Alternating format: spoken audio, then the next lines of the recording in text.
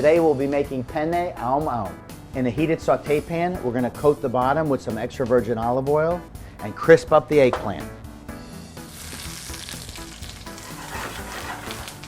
After about 3 or 4 minutes, the eggplant is nice and crispy, and now we're ready to add the tomato.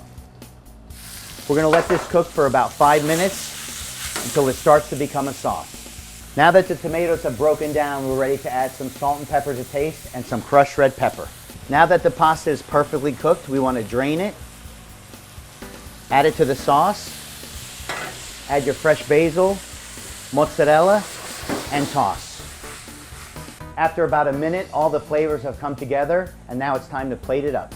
The only thing that's missing is a little Parmigiano Reggiano, and that's Penne Oom Oom.